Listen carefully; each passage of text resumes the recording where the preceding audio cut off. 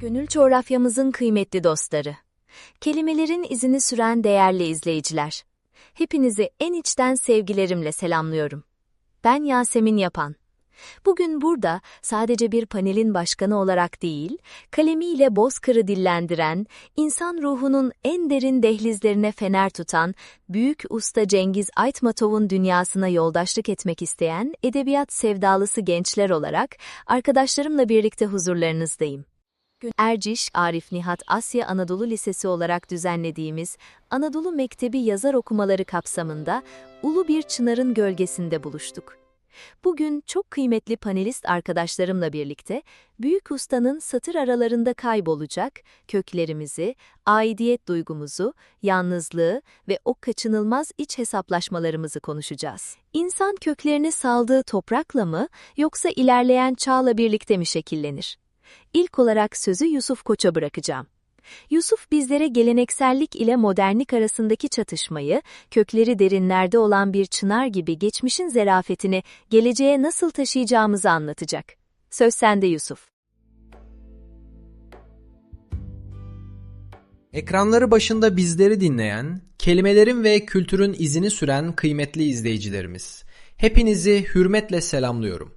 Yasemin arkadaşıma bu ulu çınarın gölgesinde bana bu kapıyı açtığı ve kelimelerimi sizlerle buluşturduğu için teşekkür ederim. Derler ki, ağaç kökünden koparsa kurur. Bu yüzden insanoğlu ne kadar uzağa giderse gitsin, geçmişin o güvenli limanını terk etmek istemez. Çünkü köklerinden kopan bir ruhun, zamanın amansız rüzgarlarında savrulup kendini kaybedeceğini çok iyi bilir. Ancak bir başka bilge ses de kulaklarımıza şöyle fısıldar. Gelenek, geçmişi olduğu gibi korumak değil, onu anlamaktır. İşte tam da bu kavşakta insanlık tarihinin en büyük sancılarından biri başlar. Gelenek ve modernite çatışması ve aklımıza o can alıcı soru düşer. İnsan köklerini saldığı toprakta mı kalmalıdır yoksa ilerleyen çağın cazibesine kapılıp yeniden mi şekillenmelidir? Aslında bu soru geleneksellik ile modernlik arasındaki derin gerilimin de özünü oluşturur. Büyük usta Cengiz Aytmatov ömrünü bu sancıyı anlamaya ve anlatmaya adamış bir kalemdir. O, toplumların ve bireylerin aksayan yönlerini, modernleşme adı altında ruhunu yitiren insanlığı adeta bir cerrah titizliğiyle romanlarına taşımıştır. Gelin ustanın o ölümsüz sayfalarında kısa bir yolculuğa çıkalım. İlk durağımız hüznün ve saflığın romanı Beyaz Gemi olsun. Şehirden uzak bir orman kulübesinde dedesi Mümin ile yaşayan isimsiz bir çocuk karşılar bizi bu romanda. Anne ve babası modern dünyanın yani şehrin sahte ışıltısına kapılıp onu terk etmiştir. Çocuk ise her gün dürbünüyle uzaklardaki o beyaz gemiyi izler. Babasının orada olduğunu hayal eder. Dedesi Mümin, Kırgız geleneklerine sıkı sıkıya bağlı, masum bir ihtiyardır. Torununa sürekli Maral Ana efsanesini anlatır.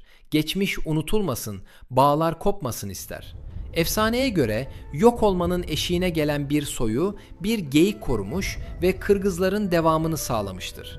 Ancak Mümin dedenin karşısında modernitenin acımasız ve maddeci yüzünü temsil eden Orozkul vardır. Orozkul'a göre bu efsaneler birer saçmalıktan ibarettir. O, ormanda kalmayı geri kalmışlık ve gelişememişlik olarak görür. Romanda modern dünya ilerledikçe geleneklerin nasıl un ufak olduğunu görürüz. Nitekim geçmişin ve masumiyetin en büyük sembolü olan boynuzlu geyik ananın bizzat Mümin dedeye vurdurulması, modern çağın kadim değerleri nasıl katlettiğinin en acı göstergesidir. Bir diğer şaheser olan dişi kurdun rüyalarına baktığımızda ise çatışmanın daha da derinleştiğini görürüz. Aytmatov burada insanların sözde modernleşme adına doğaya ve kendi özlerine nasıl yabancılaştığını anlatır. Kadim Türk kültüründe kutsal bir sembol olan kurt, modern insanın gözünde sirklerde oynatılacak, yavruları para için satılacak bir metaya dönüşmüştür. İnsan modernleştikçe yalnızca geçmişini değil, merhametini de yitirmektedir. Ustanın Beyaz Perde'ye de aktarılan Selvi Boylum, Al Yazmalım eserinde ise İlyas karakteri üzerinden başlık parası gibi geleneklerin modern çağdaki sorgulanışına şahit oluruz. Aytmatov'a ilk büyük ününü kazandıran Cemile'de ise töreye sadakat ile bireysel özgürlükler karşı karşıya gelir. Cemile, gelenekleri yıkıp aşkının peşinden gittiğinde, köyün yaşlı annesi hayatın eski adetlerinin böyle acımasızca yıkılmasını sindiremez. Adeta çöker. Çünkü bilir ki geleneklerin yıkıldığı yerde geriye çoğu zaman büyük bir enkaz kalır. Ressam olmak için köyden ayrılan oğluna bir annenin geçmişini unutma, köyünü unutma diye haykırması aslında Aytmatov'un tüm insanlığa yaptığı bir çağrıdır. Keza Yıldırım Sesli Manasçı kitabında da modern dünyadan kaçan, geçmişin ruhunu hafızasında ve sesinde yaşatan kadim manasçı geleneği, unutulmaya karşı açılmış bir savaş bayrağı gibidir. Değerli dinleyiciler, zaman durmadan akıp gidiyor. Dünya değiştikçe insan da, insani değerler de büyük bir aşınmaya uğruyor. Aytmatov'a göre modernleşmek adına geçmişi unutmak, insanın kendini yok saymasıdır. Bizlerin görevi ise modernitenin hırçın rüzgarlarında savrulup kaybolmamak için kadim kültürümüzü ve geleneklerimizi birer kalkan gibi kuşanmaktır. Büyük ustanın o tarihi uyarısıyla sözlerime son vermek istiyorum. Bugünküler dün olanları yaşıyor. Eğer yarınkiler bugün olanları unutur, hatırlamazlarsa bu herkes için büyük bir felaket olacaktır. Ben Yusuf Koç. Bugün sizlere Cengiz Aytmatov'un eserlerindeki gelenek ve modernite çarpışmasını usta kalemin dünyasından hareketle dilim döndüğünce anlatmaya çalıştım. Hepinizi en kalbi duygularımla selamlıyor, beni sabırla dinlediğiniz için teşekkür ediyorum. Yusuf'a bu güzel anlatımı için çok teşekkür ederiz. Ağaç kökünden koparsa kurur dedik. Peki ya insan o kökleri, geçmişini tamamen unutursa ne olur? Şimdi sözü Seher Turhan'a bırakıyorum. Seher bizlere geçmişi olmayan bir insanın başkalarına nasıl bağımlı hale geldiğini, farkında bile olunmayan o esareti ve hafızasını yitiren insanın benliğini nasıl kaybettiğini aktaracak. Buyur Seher.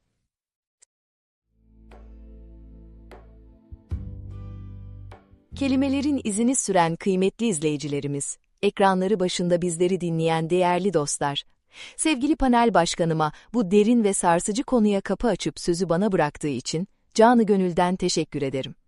Bugün sizlerle Cengiz Aytmatov'un edebiyat dünyasına kazandırdığı en sarsıcı kavramlardan birini, mankurtlaşmayı ve bu kavramın modern dünyadaki görünmez izlerini konuşacağız. Mankurtlaşmak, aslında kadim bir efsanenin gölgesinde insanın kendi kültüründen, geleneklerinden ve en nihayetinde bizzat kendi benliğinden nasıl koparıldığının hikayesidir. Kökeni 4. ve 6. yüzyıllar arasındaki Cücenler dönemine kadar uzanan bu kavram, insanın insana yapabileceği en vahşi işkence yöntemlerinden biridir.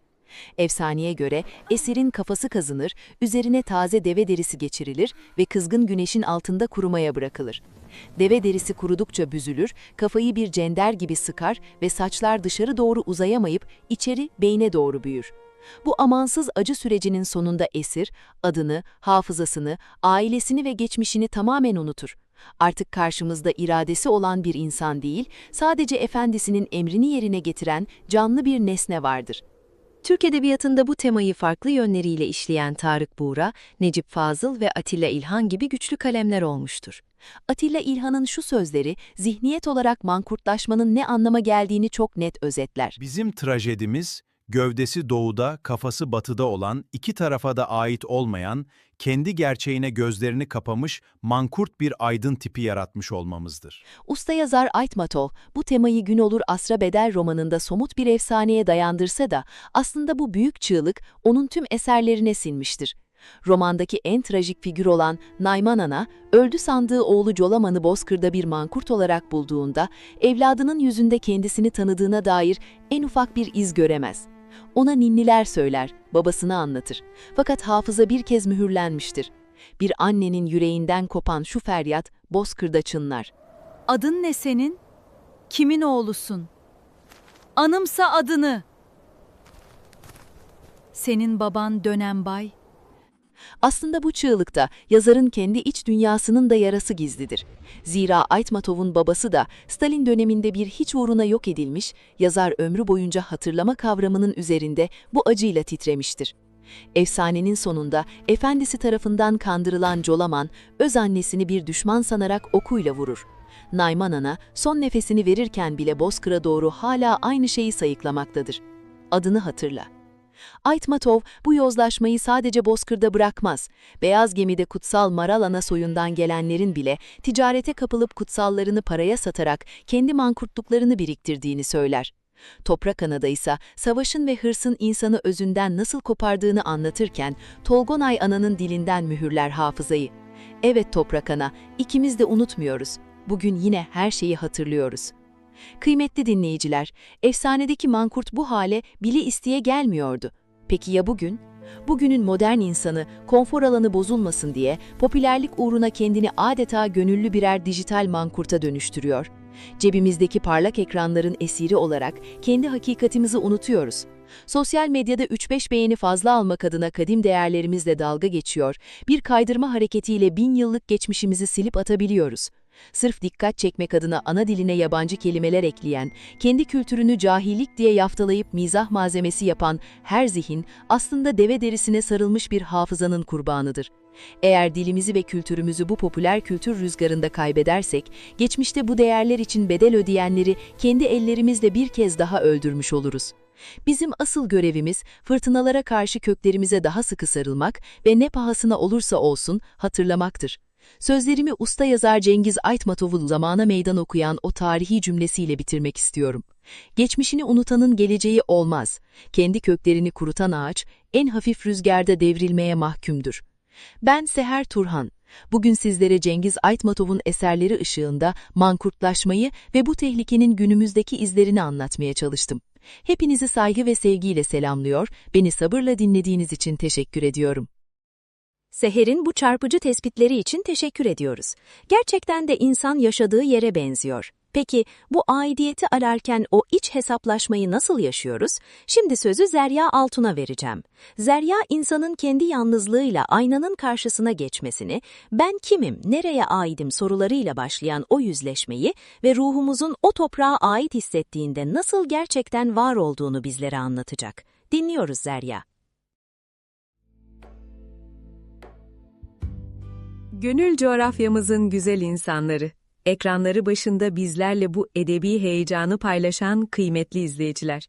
Hepinizi en içten, en kalbi duygularımla selamlıyorum.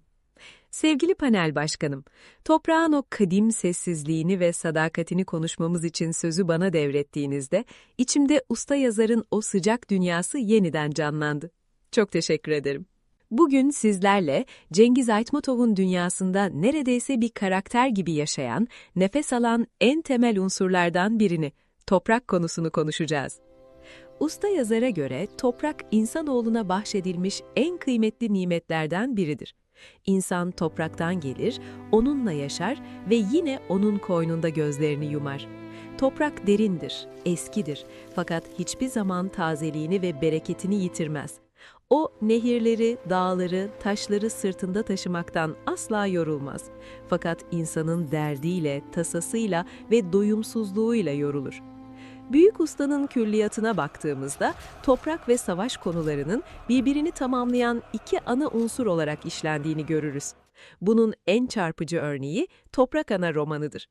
Baş kahraman Tolgonay, savaşta 3 evladını ve kocasını yitirmiş, acılarla yoğrulmuş yorgun bir kahramandır. Bu amansız feryadın içinde onun tek dostu, sırdaşı ve yoldaşı topraktır. Toprak ona hem aş hem de bağır olmuştur, tıpkı bir ana gibi. Aslında toprak herkese yetecek kadar cömerttir. Fakat insanın hırsı gözünü kör ettiğinde yaşam vadeden bu nimet zalimce kana bulanır. Romanda geçtiği gibi. Toprak ve su insanlar arasında eşit paylaşılır. Kendi toprağımızı sürüp eker, kendi ekinimizi biçebilirsek neden mutlu olmayalım Tolgonay? İnsan için en büyük mutluluk budur. Ancak insanlık zamanla bu yalın ve masum hakikate sırt çevirmekte gecikmez. Emeğin yemeğe dönüşmesindeki o saf mutluluğu unutan insanoğluna bizzat Toprak Ana şöyle serzenişte bulunur.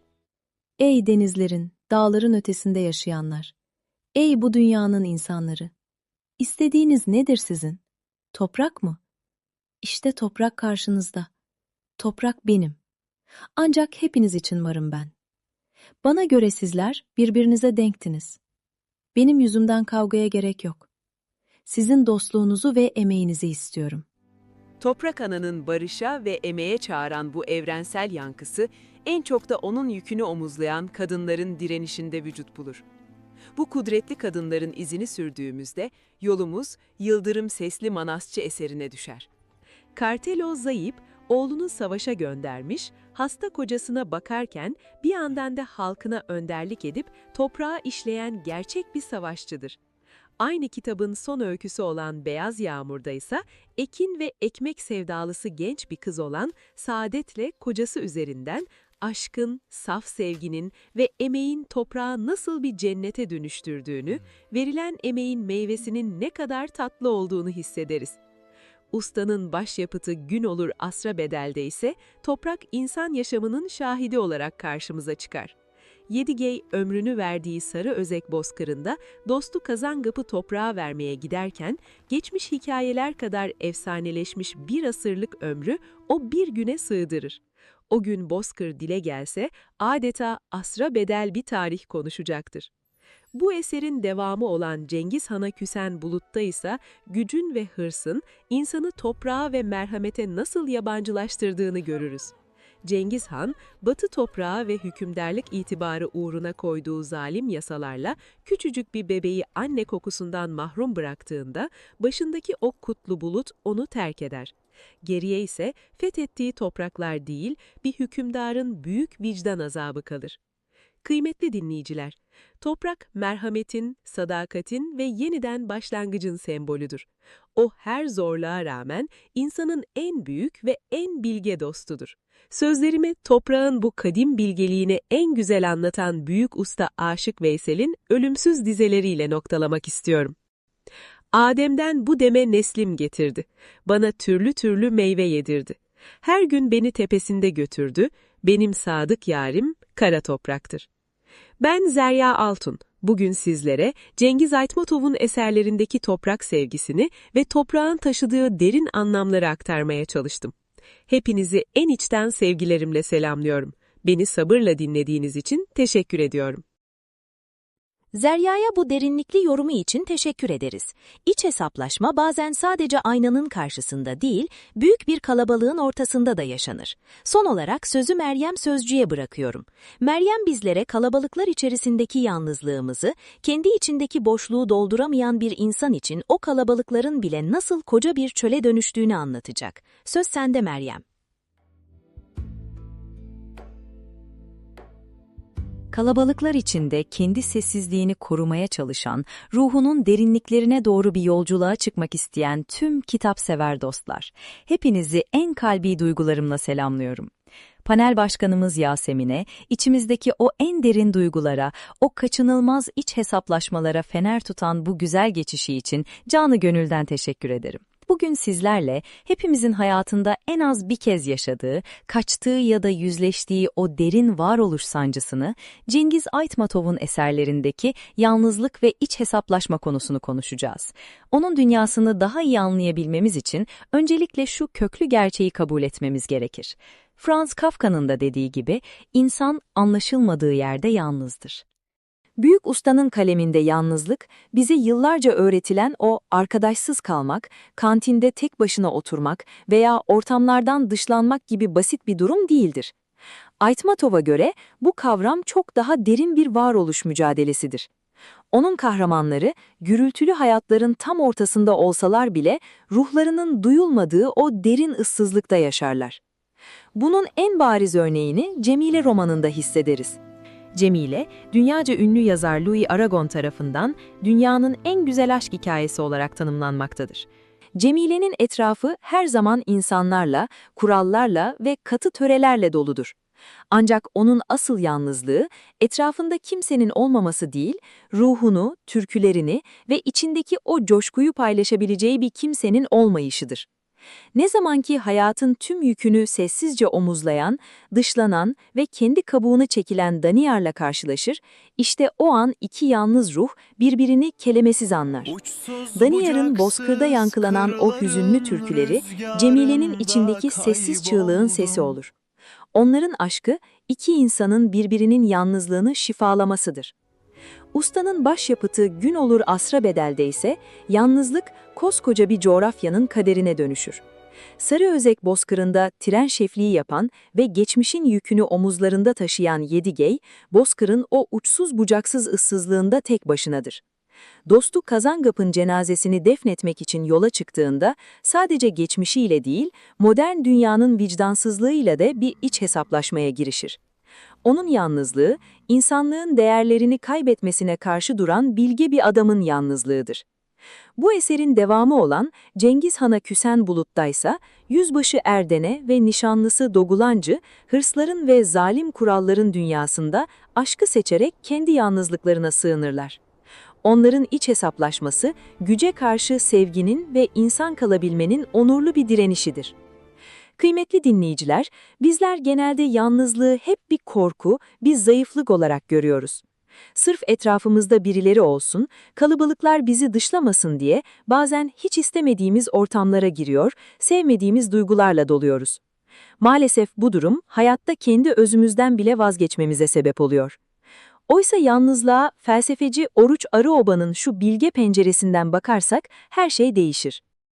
Yalnızlık etrafında kimsenin olmaması değil, senin olanların senin içinde olmamasıdır. Hayata bu gözle baktığımızda yalnızlık birilerine bizi dışlaması değil, aksine bizim o yüzeysel kalabalıklara ben sizin bu sahte fikirlerinize katılmıyorum, kendim olmayı seçiyorum diyebilme cesaretimizdir. İnsanın her şeye ve herkese rağmen kendi gerçeğini, kendi özünü ve asıl duygusunu bulduğu en aydınlık noktadır yalnızlık. Size tavsiyem, sırf kalabalıklara uyum sağlamak için kendinizden vazgeçmeyin. Kendi doğrularınızla tek başına yürümekten asla korkmayın. Sözlerimi Şems-i Tebrizi'nin içimizi aydınlatan şu derin sözüyle noktalamak istiyorum. Düzenim bozulur, hayatımın altı üstüne gelir diye endişe etme. Nereden biliyorsun hayatın altının üstünden daha iyi olmayacağını? Ben Meryem Sözcü. Bugün sizlere Cengiz Aytmatov'un eserleri ışığında yalnızlığın bir zayıflık değil, insanın kendi içine yaptığı en cesur yolculuk olduğunu anlatmaya çalıştım. Hepinizi en içten sevgilerimle selamlıyor, beni sabırla dinlediğiniz için teşekkür ediyorum. Meryem'e ve çok değerli yorumlarıyla ufkumuzu açan tüm panelist arkadaşlarıma yürekten teşekkür ediyorum. Erciş Arif Nihat Asya Anadolu Lisesi olarak gerçekleştirdiğimiz bu özel panelin sonuna geldik. Bizlerden desteklerini esirgemeyen İlçe Milli Eğitim Müdürümüz Sayın Mehmet Şakir Deniz'e, değerli katkıları için Anadolu Mektebi İlçe Temsilcisi Sayın İdris Kalkan'a, Okul Müdürümüz Sayın Miraç Akan'a ve üzerimizde büyük emeği olan sevgili öğretmenlerimiz Özlem Artık ve Yavuz Öztoktaş hocamıza sonsuz şükranlarımızı sunarız. Tabii ki Cengiz Aytmatov'un o derin dünyasını bizlere aktaran değerli panelistlerimize ve ekran başında bizleri ilgiyle takip eden siz kıymetli izleyicilerimize de çok teşekkür ederiz. Sevgili izleyiciler, her daim kitaplarla kalın. Hoşça kalın.